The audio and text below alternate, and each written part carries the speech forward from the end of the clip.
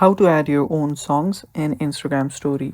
Hello guys, this is Atticus and welcome back to another video. In today's video, we'll try to find out how we can add our own songs in Instagram story. So before we begin, if you guys are new to our channel, head down below and hit the subscribe button so you don't miss out on our future videos.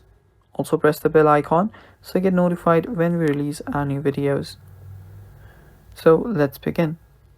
First of all, what you'll need to do is just head over to your Instagram, and if you just go ahead and start adding our story normally like we always do, you can then there see that we cannot add our own music.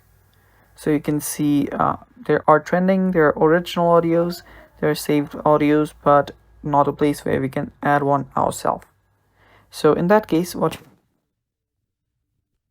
video editor or any other editor tool to add the music ourselves into the story. So for that, you can use your CapCut or any other thing.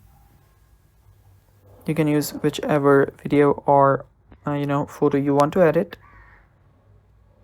After you have just edited the video, added your song, you can then export it and then post it as a story with music itself. What's he? And that's basically how you do it. That's how you add your own songs on Instagram story.